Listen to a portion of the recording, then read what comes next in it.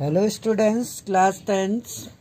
I was telling you the nationalism in India, the next part, the video 10. तो किस तरीके से हमने ये देखा कि जो मुस्लिम जो थे, मुस्लिम राजनीतिक संगठन हमने ये देखा था। मुस्लिम राजनीतिक संगठन में हम देख रहे थे were also lukewarm India response to civil disobedience movement. इसका अर्थ ये है कि जो मुस्लिम राजनीतिक संगठन थे वो सविनय अवज्ञा आंदोलन जो चला था 1930 में, उस आंदोलन के प्रति लकवॉर्म, कोई खास उत्साह नहीं दिखा रहा था उनमें। उन्होंने कोई उत्साह नहीं दिखाया, उन्होंने कहा नहीं, वो इंटरेस्टेड नहीं थे। अब कारण क्या था?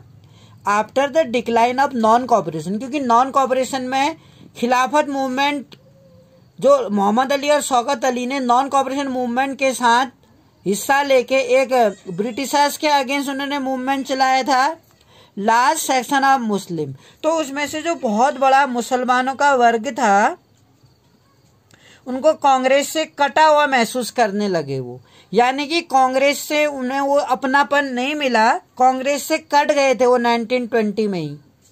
फ्रॉम द मिड 1920 से the Congress came to be, क्योंकि कांग्रेस जो थी 1920 से ही वो बहुत ज्यादा हिंदू जो रिलीजियस कम्युनिटी थी, हिंदू कांग्रेस महासभा जो हिंदू धार्मिक संगठन था, नेशनलिस्ट ग्रुप था, हिंदू धार्मिक संगठन, हिंदू महासभा जो मदन मोहन मालवीय जी ने बनाई थी 1915 में हरिद्वार में, इसके ज्यादा कांटेक्ट में आ गए थे कांग्रेस। तो as a relation between Hindu और मुस्लिम, तो मुस्लिमों को भी साथ लेके चलना था कांग्रेस ने, लेकिन कहीं ना कहीं कांग्रेस उनको अपने में शामिल नहीं कर पाई, यानी कि एक यूनिटी नहीं ला पाई। जितना कि वो हिंदू महासभा के कांटेक्ट में ज्यादा आ गई तो मुस्लिम लोग इससे क्या हो गए, नाराज हो गए। भाई अगर किसी कम्युनिटी को आप साथ लेके चलेंगे, उनको एक इम्पोर्टेंस देंगे, तभी तो वो आपको वैल्यू देंगे। तो कहीं ना कहीं मुस्लिम वर्ग क्या हो गया, कांग्रेस से चिढ़ गया और उनसे अलग हो गया। और इस कारण से जो हिंदू और मुस्लिम लोग थे, जैसे हिंदू मुस्लिम के बीच में जो संबंध थे, रिलेशन थे, वो वर्सन में खराब होते गए। हिंदू और मुस्लिमों के बीच में 1920 में जो नॉन कॉपरेशन मूवमेंट हुआ था और जो मोहम्मद अली शौकत अली ने खिलाफत मूवमेंट चलाया था, महात्मा गांधी जानते थे कि अगर इंडिया में उन्हें बहुत बड़ा मूवमेंट चलाना है तो बिना मुस्लिमों को उसमें इंक्लूड किए भारत में वो मास एजिटेशन तो पॉसिबल ही नहीं हो सकता। तो मुस्लिमों को तो अपने में शामिल करना तो चाहते थे, लेकिन कहीं ना कहीं जो कांग्रेस की जो विचारधारा थी वो मुस्लिमों को कभी अपने में शामिल ही नहीं कर पाई और मुस्लिम लोग कांग्रेस से कट गए। इसमें लिखता है कि जो रिलेशन था हिंदू और मुस्लिमों में वो क्या हो गया बेटा, खराब हो गया। ईच कम्युनिटी, जो हर कम्युनिटी थी, यानी कि दोनों जो समुदाय थे रिलीजियस, जो ईच कम्युनिटी जो दोनों धार्मिक समुदाय थे, प्रोसेशन विद मिलिटेंट, वो क्या है, उग्र धार्मिक जुलूस निकालने लग गए। मिलिटेंट फर्बर कहते हैं एक धार्मिक, रिलीजियस प्रोसेशन मतलब होता है धार्मिक। आज हिंदू लोगों ने अपना एक धार्मिक जुलूस निकाला, दूसरे दिन मुस्लिम समुदाय ने अपना एक धार्मिक जुलूस निकाला और प्रोवोकिंग करने लग गए वो। इस कई शहरों में हिंदू और मुसलमान में क्या हुआ, एक टकराव होने लग गया, हिंदू मुस्लिम कम्युनल क्लैश, यानी कि एक धार्मिक टकराव होने लग गया, दंगे भड़क गए कई सारे शहरों में। और हर एक दंगे के साथ, हर एक विवाद के साथ इन कम्युनिटी के बीच में एक क्या कह सकते हैं हम, डिस्टेंस हो गया बेटा। एंड कांग्रेस और मुस्लिम की अगर हम बात करें, कांग्रेस और मुस्लिम लीग जो थी made efforts to renegotiate an alliance and in 1927 में एक बार फिर इन दोनों कम्युनिटी में एक एकता स्थापित करने की कोशिश की गई और ऐसा प्रयास किया गया कि दोनों में एक अच्छा गठबंधन होगा, रीनेगोटिएट होंगे, दोनों आपस में एक दूसरे को अंडरस्टैंडिंग डेवलप होगी। Important differences were over the question of representation. इसमें लेकिन सबसे महत्वपूर्ण मतभेद ये जो था, जो इनके बीच में मतभेद था, इंपॉर्टेंट डिफरेंसेस जो था, अंतर जो था, वो किस बारे में था, हिंदू और मुसलमानों में क्या डिफरेंसेस था, क्यों इनकी जो विचारधारा थी इतना डिफरेंशिएट क्रिएट कर रहा था। ओवर द क्वेश्चनिंग वो था जो मतभेद थी विधानसभा में प्रतिनिधित्व का जो सवाल था, यानी जो रिप्रेजेंटेशन था, ये जो असेंबली थे विधानसभा, उसमें जो कांग्रेस का प्रतिनिधित्व कहें या मुस्लिमों का प्रतिनिधित्व उसको लेकर था कि दोनों ही चाहते थे कि जो सभा है, विधानसभा है, उसमें दोनों समुदाय के लोगों का जो प्रतिनिधित्व है, जो रिप्रेजेंटेशन है, जो उनकी स्ट्रेंथ है, वो बराबर एग्जिस्ट तो हो। And Jinnah was one of the leader, जो मोहम्मद अली जिन्ना है, आपने सुना होगा, कायदे आजम के नाम से जाने जाते थे मोहम्मद अली जिन्ना। तो जो मुस्लिम लीग के नेता थे, उनका क्या कहना था, Muslim League was willing to give the demand of separate electorate, जैसे कि दलितों के लिए BR अम्बेडकर सेपरेट इलेक्टोड चाह रहे थे, वो तो ब्रिटिशर्स मान गए थे। महात्मा गांधी की हड़ताल के कारण BR अम्बेडकर को मानना पड़ा कि सेपरेट इलेक्टोड, यानी कि एक दलितों के लिए अलग से प्रतिनिधित्व या अलग से चुनाव नहीं कराए जाएंगे, जिससे कि वो एक समाज से कट जाए। महात्मा गांधी तो उनका विजन क्लियर था कि वो समाज के अंदर लाना चाह रहे हैं और वो समाज से बाहर करना चाह रहे हैं। तो मुस्लिमों ने ये कहा कि अगर वो एक समान प्रतिनिधित्व विधानसभा में स्थापित करते हैं तो कहीं ना कहीं वो एक अलग से सेपरेट इलेक्टोरेट की डिमांड नहीं करेंगे, यानी अलग से मुस्लिमों के लिए एक अलग से निर्वाचन नहीं चाहेंगे कि मुस्लिमों के लिए एक अलग से निर्वाचन क्षेत्र हो। इफ मुस्लिम वेर एश्योर्ड, अगर मुस्लिम को ये भरोसा दिलाया जाता है कि उनके लिए सेंट्रल असेंबली में सीटें रिजर्व कर दी जाए और उनके प्रतिनिधित्व की किसके आधार पर, पॉपुलेशन के आधार पर। अगर किसी कम्युनिटी के, मुस्लिम कम्युनिटी के लोग किसी एरियाज में अगर वो ज्यादा हैं तो पॉपुलेशन के बेसिस पर उनको क्या कहते हैं, क्वेश्चन रिप्रेजेंटेशन दिया जाए। तो वो ये मानते थे ऑल होप और रिजॉल्विंग द इश्यू, और इसी आशा के साथ वो इस इश्यू को रिजॉल्विंग, सुलझाने का प्रयास कर रहे थे। बहस जो चल रही थी उनकी, लेकिन 1928 में कहते हैं ये जो उनकी आशा थी कि उनके बीच में जो मतभेद है वो दूर हो जाएंगे, लेकिन ऐसा कुछ हुआ नहीं, क्योंकि 1928 में जो MR जयकर थे, हिंदू महासभा के एक मेंबर थे, स्ट्रांगली अपोज, उन्होंने इस डिमांड का कि एक पॉपुलेशन के बेसिस पर, एक जनसंख्या के पॉपुलेशन के बेसिस पर मुस्लिम कम्युनिटी को अगर हम प्रोपोर्शन देते हैं, प्रतिनिधित्व देते हैं, तो वो मुस्लिम लोग एक अलग से इलेक्टोरल सेपरेट इलेक्टोरल की डिमांड नहीं करेंगे कि मुस्लिम एरियाज में केवल मुस्लिम लोग ही चुनाव लड़ेंगे और उसमें वोट भी मुस्लिम ही करेंगे। ऐसा न करने के बदले वो पॉपुलेशन के आधार पर मुस्लिमों का जो इलेक्शन का जो रेशियो था वो बढ़ाना चाहती थी। मतलब किसी एरिया से पॉपुलेशन के आधार पर, अगर किसी एरिया में मुस्लिमों की पॉपुलेशन ज्यादा है सपोज करो, तो मुस्लिमों के इलेक्शन लड़ने की जो संख्या है, मुस्लिमों की सीट बढ़ाना चाहती थी। ये नहीं कि उसमें हिंदू वोट नहीं करेगा, वोट हिंदू भी करेगा, लेकिन अगर मुस्लिमों की संख्या ज्यादा है तो मेजोरिटी कम्युनिटी के आधार पर उनकी संख्या बढ़ाना चाहती थी। लेकिन कहीं ना कहीं 28 में MR जयकर ने इसका सपोर्ट नहीं किया। तो जब सिविल डिसोबीडियंस मूवमेंट स्टार्ट हुआ, देयर वाज दस एटमॉस्फेयर ऑफ सस्पिशन, एक संदेह का माहौल, अविश्वास हो गया, डिस्ट्रक्ट हो गया, यानी अविश्वास, सस्पिशन, संदेह हो गया दोनों कम्युनिटी में। एंड एलाइनेटेड, और इस तरह से कांग्रेस से कट गए, एलाइनेटेड होता है कट गए वो कांग्रेस से, लास्ट सेक्शन ऑफ मुस्लिम, यानी मुस्लिमों का एक बहुत बड़ा समुदाय, बहुत बड़ा वर्ग कांग्रेस से कट गया, could not respond to call of the united struggle. और कहीं ना कहीं जब सविनय, यानी 1930 में हुआ था सिविल डिसोबीडियंस मूवमेंट, आपको याद होगा, इसी के साथ तो साल्ट मार्च स्टार्ट हो गया था। साल्ट मार्च के साथ, यानी साल्ट मार्च स्टार्ट करने के साथ सिविल डिसोबीडियंस मूवमेंट 6 अप्रैल 1930 से गांधी जी ने स्टार्ट कर दिया था, जिसके लिए उन्होंने नमक कानून का विरोध किया, फॉरेस्ट लॉ पर फेवर नहीं किया। तो कहीं ना कहीं मुस्लिम जो लीडर थे एंड जो थे इंटेलेक्चुअल जो थे, बुद्धिजीवी वर्ग भारत में अल्पसंख्यक के रूप में मुसलमानों की हैसियत को लेकर चिंता जता रहे थे, जो मुस्लिम लीडर थे, और express their concern about the status of Muslim, कि मुस्लिमों का दर्जा क्या है भारत में, जो माइनॉरिटी वर्ग है भारत में, उनके ये डर गए, दे fear the cultural and identity of the minority would be submerge under A domination of the Hindu majority.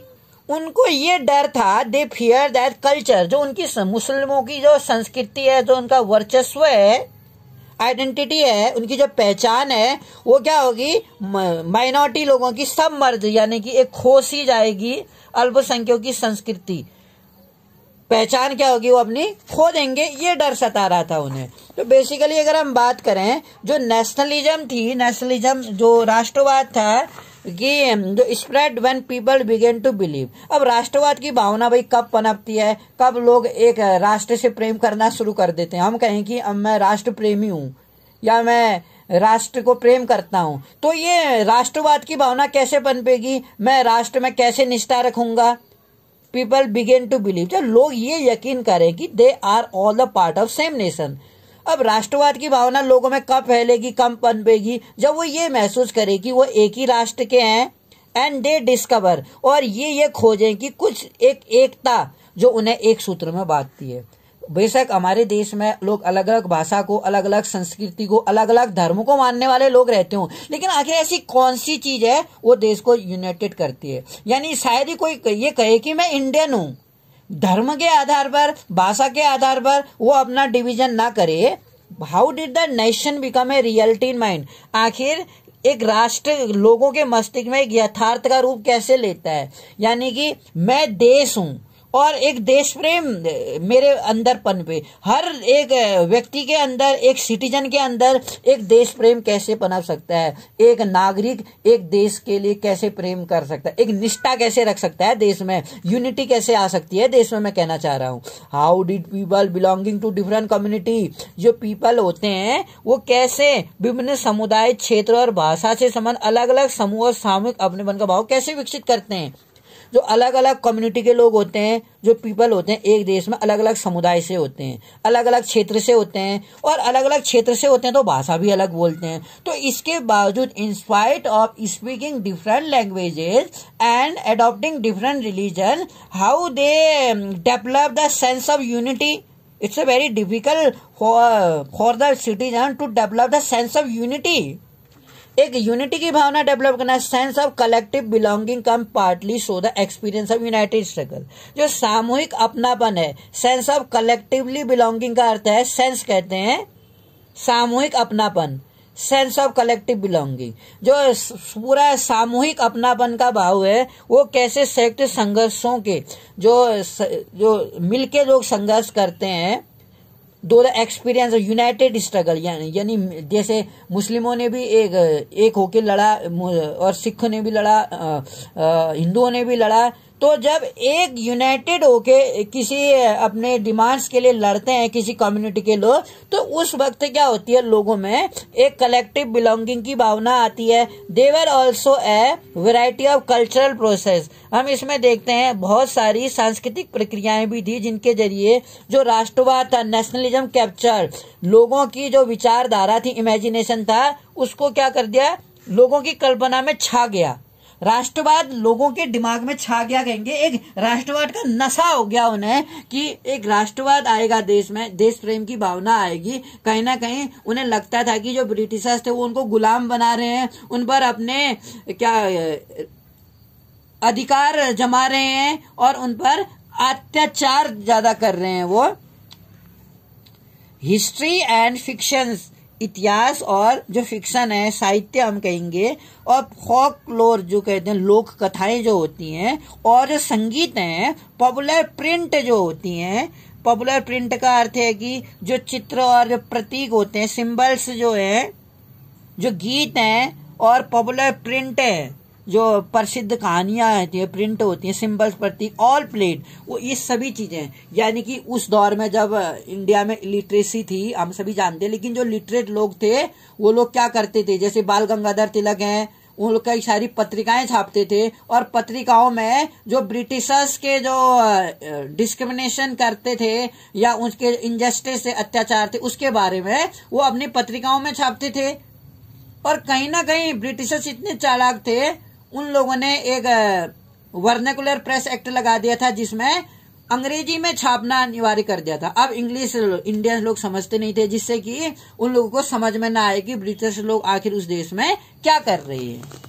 In the same way the identity of Nations, अगर हम राष्ट्रवाद की पहचान की बात करें, जैसा कि हम जानते हैं कि जब मोस्ट ऑफन सिंबलाइज है, ये बहुत ही इंपॉर्टेंट है। हम जानते हैं जो राष्ट्रवाद है की पहचान सबसे ज्यादा तस्वीरों में हम देखते हैं, is most often symbolise in figure, image में दिखती है हमें राष्ट्रवाद की भावना। दिस हेल्प, और ये मदद करता है एक इमेज बनाने में, एक छवि गढ़ने में, जिसके जरिए राष्ट्र की पहचान कर सकते हैं, which people can identify the nation. एक राष्ट्र की पहचान हम कह सकते हैं कि हम एक ऐसा कोई फिगर बनाए या देश की कोई ऐसे चित्र बनाए जिसके कारण हम राष्ट्र को पहचान सकते हैं। It was in 20th century, लगभग 20th सेंचुरी में हम ये देख सकते हैं, 20th सेंचुरी में even with the growth of nationalism, जब राष्ट्रवाद की भावना डेवलप हो रही थी तो भारत माता की छवि का रूप लेने लगा। तो इस समय identity of India can be visually associate with the image of Bharat माता। तो उन्हें ये महसूस हुआ कि भारत जो है, धरती माँ जो है, उसको भारत को एक माँ की इमेज देनी है कि भारत जो माँ है जंजीरों में जकड़ी हुई है, गुलामी कर रही है वो, और भारत माँ इस आजादी के लिए तड़ रही है, आजाद होना चाहती है वो, इस जो गुलामी की जंजीरें हैं इनसे एक आजाद होनी चाहती है, ऐसी इमेज बनाई गई भारत माता की। The image was first created by Bankim Chandra Chattopadhyay. जो पहली इमेज बनाई गई थी भारत माता की, जो तस्वीर थी वो बंकिम चंद्र चट्टोपाध्याय के द्वारा बनाई गई थी इन द 1870 में उन्होंने वंदे मातरम लिखा as a hymn to motherland. इसमें उन्हें क्या किया, चट्टोपाध्याय ने जो बनाई थी 1870 के दशक में मातृभूमि की स्तुति के रूप में वंदे मातरम गीत लिखा उन्होंने, कि एक वंदे मातरम का गुणगान गाना गाया उन्होंने और इसमें भारत माता का गुणगान किया। जो एक गीत था इट वाज इंक्लूडेड इन, वो आनंद मठ में शामिल किया। बाद में उन्होंने एक किताब लिखी आनंद मठ, उस आनंद मठ में उन्होंने शामिल किया, वाइडली संग ड्यूरिंग द स्वदेशी मूवमेंट। और स्वदेशी मूवमेंट जब 1905 में बंगाल का विभाजन हुआ था उस टाइम पर ये एक गीत बन गया, लोगों के जुबान पर एक गीत बहुत प्रसिद्ध हुआ। और इस तरीके से हमने ये देखा कि Abanindranath Tagore painted is famous image, बहुत ही प्रसिद्ध इमेज उन्होंने बनाई भारत माता की। इन दिस पेंटिंग में भारत माता इज पोर्ट्रेट, भारत माता को कैसे पोर्ट्रेट किया गया है, एक सन्यासिनी के रूप में, यानी कि एक पोर्ट्रेट यानी एस्केटिक फिगर के रूप में, एक सन्यासन के रूप में दिखाया गया है। जैसे सन्यासन होती है, एक रुद्राक्ष की माला पकड़ी हुई है, एक हाथ में गीता पकड़ी हुई है और बीच में ये पीछे साइड हॉलो, इसको हॉलो बोलते हैं, हॉलो दिखाया गया है। तो इस तरह से भारत माता की तस्वीर दिखाई गई थी। भारत माता एक्वायर्ड मैनी डिफरेंट फॉर्म, तो भारत माता क्या कर रही है, कई सारे डिफरेंट फॉर्म दिख रही है, बड़ी जो दिखाई देती है।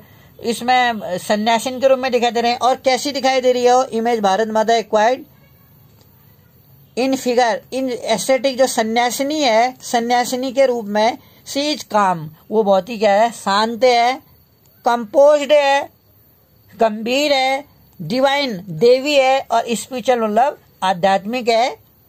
एंड सब्सिक्वेंट ईयर में और आने वाले कुछ सालों में आगे चलकर ये छवि थी भारत माता की एक्वायर्ड मैनी डिफरेंट फॉर्म, इसने कई सारे रूप हुए किए, आगे आगे आगे इसको मॉडिफाई किया गया। और इमेज ऑफ भारत माता, और जो भारत माता की इमेज थी acquired many different form as is circulated in popular print and was printed by different artist, और डिफरेंट आर्टिस्ट के द्वारा क्या किया गया, प्रिंटेड किया गया। जैसे फर्स्ट तो रविंद्रनाथ टैगोर ने बनाई थी, राज रवि वर्मा ने भी बनाई थी, जो फेमस पेंटर थे। और इसमें डिवोशन, एक हम कह सकते हैं भक्ति के रूप में डिवोशन दिखाया गया, मातृ छवि के प्रति श्रद्धा दिखाई गई। और राष्ट्रवाद में आस्था का प्रतीक, अगर राष्ट्रवाद की बात करें, एक एविडेंस माना गया आस्था कि लोगों की एक आस्था झलकी इस भारत माता तस्वीर के पीछे कि हाँ ये भारत माता है जो एक शांत दिखाई देती है, जो एक सन्यासिन के रूप में है, जो एक आध्यात्मिक रूप में दिखाई देती थी ये तस्वीर। आइडिया ऑफ नेशनलिज्म, अगर आइडिया की बात करें नेशनलिज्म की, राष्ट्रवाद का जो विचार है, डेवलप दो a movement to revive Indian folklore, यानी कि इसके जो भारतीय लोक कथाएं थी इसको पुनर्जीवित करने के लिए भी मजबूत हुआ राष्ट्रवाद। जो राष्ट्रवाद का विचार था, राष्ट्रवाद की भावना, जो हमारी लोक कथाएं जो कोई करते थे या कोई एक नाटक वगैरह करते थे, उसको मजबूत बनाया गया। और 19th सेंचुरी में इंडियाज नेशनलिस्ट, जो भारत के राष्ट्रवादी थे, यानी कि began recording folk take sung by bards and the torture village to gather the folk song and legends, यानी कि 19वीं शताब्दी के आखिरी में जो राष्ट्रवादी थे उन लोग राष्ट्रवादियों ने भाटों और चारणों द्वारा गाई सुनाई जाने वाली लोक कथाओं को दर्ज करना शुरू कर दिया। यानी जो भाट हुआ करते थे, भेड़ वगैरह चराते थे भाट, और जो चारण जो थे वो उनके द्वारा जो गाय और सुनाई जाने वाली लोक कथाएं थी उनको एक किताबों के रूप में दर्ज किया। उनका मानना था, वो ये मानते थे दीज टेल्स डे, इन कहानियों के लिए वो मानते थे गेव ए ट्रू पिक्चर देती थी ट्रेडिशनल कल्चर की। हमारा जो ट्रेडिशनल कल्चर था, इकट्ठे गांव गांव घूमते थे, उनका मानना था कि कहानियां हमारी जो संस्कृति है उसकी तस्वीर पेश करती है, ट्रू पिक्चर देती है। हमारी कहानियां जो है उसमें यकीन करना चाहिए। ट्रेडिशनल कल्चर जो था, सांस्कृतिक रूप से हमारी जो संस्कृति थी, और इसमें क्या था, दे हैड बीन करप्टेड, उसको करप्ट किया जा रहा है, भ्रष्ट किया जा रहा है, and damage by the outsider. जो बाहरी शक्तियां हैं वो हमारी संस्कृति को क्या कर रही हैं, भ्रष्ट कर रही हैं, तोड़ रही हैं। इट वॉज इसेंशियल, और ये बहुत जरूरी था, to preserve the for tradition, कि हमारी राष्ट्रीय पहचान को ढूंढने के लिए हमें अपने गौरव भाव को प्रकट करने के लिए परंपरा को बचाए रखना जरूरी था। खुद बंगाल में टैगोर हिमसेल्फ कलेक्टिंग, टैगोर ने क्या किया, बेलाड, यानी कि जो लोक कथा गीत थे उनको बेलाड बोलते थे, लोक कथाएं जो थी, और जो बाल गीत थे, रेम्स, नर्सरी रेम्स थे, और मिथ जो थी, जो मिथक थे उन दौरान में उनको रिवाइल किया, यानी इकट्ठा करना शुरू कर दिया था उन्होंने। और इस तरह से मद्रास में जो मद्रास और लोक परंपरा को किया। और मद्रास में जो नटेशा शास्त्री थे, एक प्रसिद्ध व्यक्ति थे नटेशा शास्त्री, तो उन्होंने क्या किया, publish a magic 4 volume collection, यानी कि जो फोकलॉर्स ऑफ सडन इंडिया के नाम से तमिल लोक कथाओं का विशाल संकलन 4 खंडों में विभाजित किया उन्होंने। 4 वॉल्यूम में तमिल फोल्क टेल्स, यानी तमिल जो लोक कथाएं थी, उन तमिल लोक कथाओं को, जो इसमें कहता है कि तमिल लोक कथाओं को 4 वॉल्यूम यानी कि 4 भागों में, 4 खंडों में उन्होंने संकलन प्रकाशित किया था इन व्यक्तियों ने। और इसके साथ साथ उनका मानना था कि जो folklore national literature, it was the most trustworthy manifestation of people real thoughts and characteristic. ये कहता है कि जो लोक कथाएं थी, राष्ट्रीय साहित्य होती हैं, लोगों के असली विचारों और विशिष्टता को विश्वसनीय अभिव्यक्त करती हैं। यानी कि लोग विश्वास करते हैं, मैनिफेस्टेशन जो होता है, यानी विशिष्टता जो होती है, वो विशिष्टता क्या करती है, पीपल्स के जो रियल थॉट्स है और उनके चरित्र की अभिव्यक्ति करती है। और जैसे जैसे ये जो नेशंस था, जो राष्ट्र का जो आंदोलन था आगे बड़ा डेवलप हुआ, जो नेशनलिस्ट लीडर थे वो क्या करने लगे, become more and more aware, बहुत ज्यादा क्या हो गए, जागरूक हो गए, एकजुट हो गए वो, और राष्ट्रवाद की भावना भरने के लिए इस तरह के चिन्हों और प्रतीकों को, सिंबल, यूनिफाइंग पीपल, यानी लोगों को एक करने के लिए ये आइकन्स जो थे और जो सिंबल्स थे, इन प्रतीकों को, इन चिन्हों को यूज करने लग गए। इंस्पिरेशन माना उन्होंने इनको। तो बंगाल में जो स्वदेशी आंदोलन के दौरान, तो ड्यूरिंग द स्वदेशी मूवमेंट, बंगाल में जो स्वदेशी आंदोलन हुआ, जो ट्राई कलर था, यानी जो तिरंगा झंडा था, लाल कलर था, उसमें हरा था और पीला था उन दौरान। और इसमें ब्रिटिश भारत, जो जिस समय ब्रिटिश भारत था वह डिजाइन, उसमें डिजाइन किया गया, इट हैज 8 लोटस। और उस समय ब्रिटिश भारत के टाइम में इसमें 8 फूल थे कमल के, जो क्या करते थे, 8 provenance of British India, British India में इन लोगों को, हिंदू और मुसलमानों को रिप्रेजेंट करते थे। ब्रिटिश भारत के टाइम की बात है भाई, एक झंडे में हरा, लाल, पीला कलर यूज किया गया था, और कहीं ना कहीं हिंदू और मुसलमानों के जो प्रतिनिधित्व करना, एक अर्धचंद्र दर्शाया गया था, यानी कि एक क्रेसेंट मून को होता है, अर्धचंद्र, यानी आधा जो चंद्राकार चंद्रमा है उसको दर्शाया गया था, और 8 कमल के फूल दर्शाए थे उस झंडे में। और कितने कलर थे, रेड, ग्रीन और येलो। कभी पूछ देता है एग्जाम में, भाई 1921 में Gandhi ji design the swaraj flag, Gandhi ji ने क्या किया, एक स्वराज का झंडा तैयार किया, यह भी एक तिरंगा झंडे के समान था। It was again A try colour, red, green, और लेकिन इसमें रेड, ग्रीन और व्हाइट थे, एंड ए स्पिनिंग व्हील। और इसमें क्या था, एक गांधीवाद के प्रतीक के रूप में एक चरखे को भी जगह दी गांधी जी ने इन द सेंटर में, जो गांधी जी के आइडियल को, जो सेल्फ हेल्प, वो जो स्वावलंबन का प्रतीक था, सेल्फ हेल्प कहते हैं, स्वावलंबी बनने के लिए एक स्वाभिमान जो होता है, अपना काम खुद करने के प्रति स्वाभिमान को दर्शाता था, वो जो जायंट व्हील था, कैरिंग द फ्लैग, और इसमें जुलूसों में झंडा थामे चलना शासन के प्रति जो था during March become symbol of defines, अवज्ञा, यानी कि ब्रिटिशर्स के द्वारा जारी किए गए किसी भी आंदोलन को किसी भी नियम को न मानने के लिए सविनय अवज्ञा आंदोलन के लिए ये झंडा प्रयोग किया जाता था।